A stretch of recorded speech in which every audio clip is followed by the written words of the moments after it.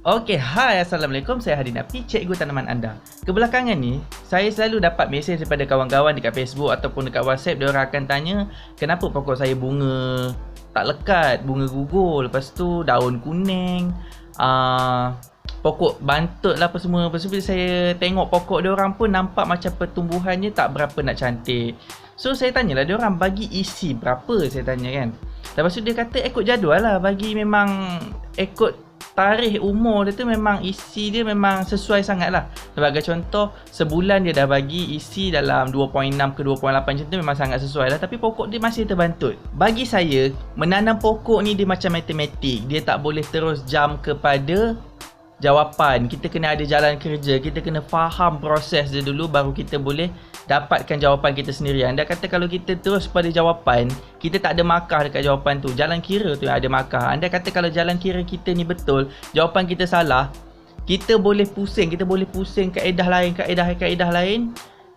InsyaAllah korang akan dapat jawapan yang betul suatu hari nanti. Ingat pesan saya, jangan sibuk nak follow SOP sangat. SOP ni berubah-ubah pada setiap musim. Takkan sama. Dalam video ni saya nak share macam mana cara kita nak monitor ataupun kita nak check pokok kita dulu sebelum kita bagi baja-baja lain. Yang pertama, biasa saya akan suruh check isi. Bukan isi dekat dalam tangki tapi isi dekat dalam polybag. Isi dekat dalam polybag, cara nak check dia simple je. Kita boleh seluk tangan dekat bawah bahagian akar yang belah bawah sekali tu. Kita perah dan kita baca isi dia berapa. Isi dia mestilah sama dengan apa yang kita bagi dekat dalam tangki tu. Okey, sebagai contoh dekat dalam tangki kita bagi isi 2.8, maksudnya dalam polybag pun kena 2.8. Biasa kalau waktu hujan dia punya isi ni akan jatuh lah.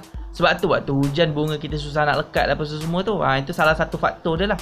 Orang biasanya kalau semai, dia akan celup isi lebih kurang dalam 1.8 macam tu. Elok celup daripada takungan ke akar terus. Memang direct dapat 1.8. Pokok naik cantik je.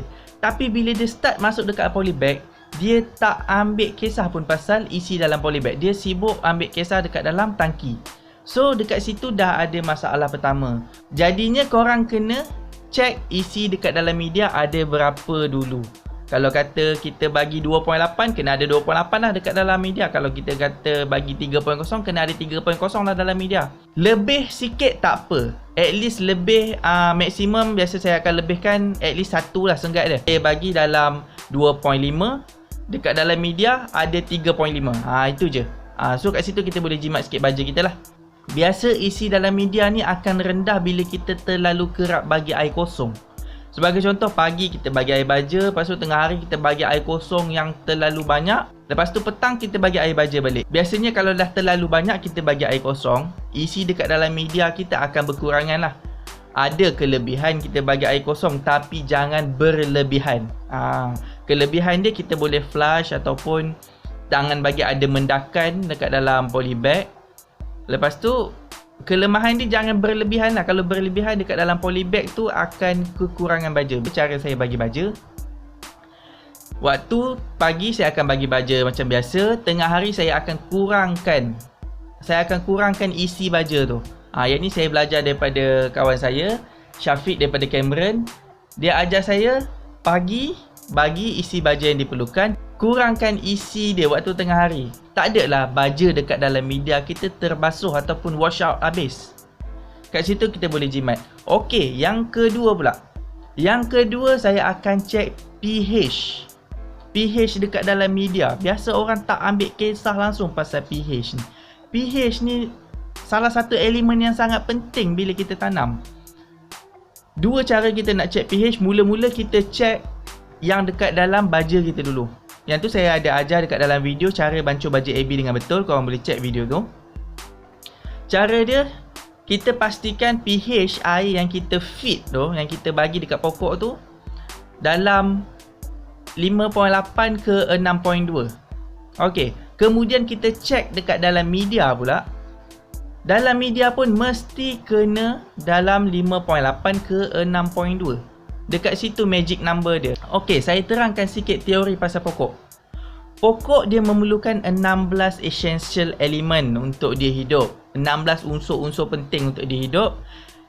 Yang mana 13 dia boleh dapat daripada baja dan lagi 3 dia boleh dapat dekat semula jadilah udara, sebagai contoh hidrogen, oksigen dengan karbon. Lagi satu klorin pun dia boleh dapat daripada air paip lah. So kalau kita dah tolak klorin tu, tinggallah 12 unsur daripada baja AB. Ni biasanya daripada baja AB ada 12 unsur. Kalau lebih daripada tu saya tak tahu unsur mana dia ambil, tapi biasanya 12 unsur sahaja dekat dalam baja AB. Yang ni termasuk sulfur. Biasa orang tak kira sulfur tau. Untuk 12 unsur ni diserap pada pokok, ada julat pH yang sesuai untuk pokok ni makan baja tu. Okey, kita tengok kepada pH Nutrient Availability Chart. Kalau kita Google pH Nutrient Availability Chart ni, kita akan jumpa dua carta, yang mana satu untuk tanah dan satu lagi untuk hidroponik ataupun soilless lah. Kalau tanah, kita tengok pada phosphorus. Phosphorus dia yang pokok boleh makan lebih kurang dalam pH 6 ke 8.5 macam tu.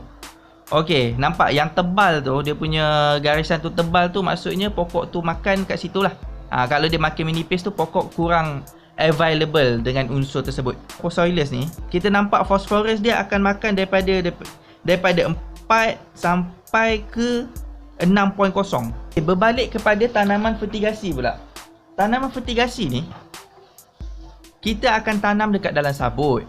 Bila kita tanam dekat dalam sabut, so kita kena ikutlah carta hidroponik ataupun soilless ni. Kalau pH dalam media kita tu ada dekat julat sebagai contoh 7.0, kita boleh nampak nitrogen, potasium, kalsium, magnesium yang makan. Yang lain dia dah mula berkurangan. Okey, dia hanya dapat 4 unsur je kalau duduk dekat pH 7. Kat sini lah pokok kita akan mula nampak kekuningan, sebab tengok iron pun makin kurang. Benda-benda macam ni lah yang akan membuatkan pokok kita tak berapa sihat. Kalau pula medium kita terlalu acidic, sebagai contoh dia duduk dekat 4. Okey, kita boleh nampak dekat 4 tu potasium kita akan berkurang sikit, kalsium kita akan berkurang, magnesium akan berkurang.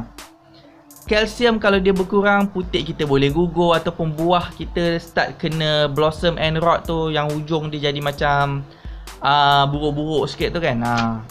Yang tu lah punca dia. Kalau korang dah faham pasal pH ni, dekat mana pokok tu start makan baja, so korang kena kawal lah pH ni. Sekarang saya nak share cara kita nak kawal pH. Yang pertama, korang boleh kawal melalui tangki baja korang dahulu. Cara dia, lepas kita bancuh isi yang betul, kita kena setkan kita punya pH dekat dalam tangki tu. Anda kata terlalu acidic, kita naikkan bagi duduk dekat 6. Kalau terlalu alkali, kita turunkan bagi duduk dekat 6 tu. Bila kita bagi baja dekat pokok tu, insya-Allah pH dekat dalam media tu akan maintain. Tapi dekat dalam sabut pula ada satu lagi masalah, iaitu bila pokok mula melakukan proses transpirasi dia start makan baja, dia akan sedut baja apa semua, dia akan merembeskan hydronium ion dan hydroxide ion. Dua-dua ion ni akan mengganggu pH dekat dalam media tu lah. Dia akan turun ataupun dia akan naikkan pH dekat dalam media tu. Macam mana kita nak kawal ni? Takkan kita nak buffer je benda ni setiap hari. Kat sini kita boleh guna microbes. Okey, bila kita gunakan microbes ni ada satu sifat semula jadi yang mana dia boleh kawal kita punya pH dekat dalam media tu. Microbe ni dia berkumuh, dia boleh merembeskan asid dan alkali. Kat situlah dia akan buffer kita punya media tu. Sebab microbe ni pun nak hidup dalam range 6.5 ke 5.5 tu. Dia nak hidup dalam range tu. Anda kata dah terlebih, dia akan buatlah kerja-kerja dia, makan baja tu ke, dia akan urai-uraikan segala benda dekat dalam polybag tu untuk maintainkan pH itu. Kalau anda kata terlalu acidic pun, dia akan cuba uraikan dekat dalam polybag tu untuk maintain dia punya pH dia untuk dia hidup. Kalau tak, dia akan mati. Jadinya korang kena bagi microbe setiap bulan ataupun boleh bagi 2 minggu sekali pun boleh. Korang boleh bagi microbe, sebagai contoh Bacillus dengan Trichoderma. Ini adalah microbe yang sangat baik lah untuk kita punya pokok. Jangan pelik lah kalau kita tengok pokok orang ni sangat cantik bila dia selalu guna microbe. Ada teori di sebaliknya. Sebab tu saya kata pertanian ni dia macam matematik. Kita kena faham proses dulu. Bila kita dah faham proses tu, barulah pokok kita insya-Allah akan lebih mantap. kita nak check pokok kita kena check dua perkara ni dulu. Kita check isi dengan kita check pH dulu. Bila semua, kalau dua benda ni dah stabil, barulah kita boleh bagi baja tambahan. Kalau kita bagi baja tambahan tanpa check dua perkara ni, masalah kita tak akan settle. Kalau korang dah jaga pH dia cantik 5.8 ke 6.2 macam tu, pokok korang still bunga gugur ataupun kena blossom and drop, pokok bantut apa semua, kalau korang dah check benda ni dalam keadaan terbaik, barulah korang boleh expect baja korang tu tak cukup sesuatu ataupun korang boleh tambah baja-baja lain. Tapi kalau isi korang tak cukup dekat dalam polybag ataupun terlebih dekat dalam polybag tu dan pH bukan di julat yang betul, korang kena betulkan dulu. Kalau korang dapat betulkan dua ni, korang jaga isi dan pH ni, insyaAllah pokok korang akan berbuah dengan lebatnya. Tak kira lah kita tanam atas tanah ke, kita tanam dekat dalam sabut ke, jaga dua benda ni, InsyaAllah pokok korang akan mantap. Okey, itu je daripada saya. Jangan lupa like, share dan subscribe channel saya ni, dan sebarkan kepada kawan-kawan korang supaya diorang dapat info macam ni lagi. Okey, Assalamualaikum.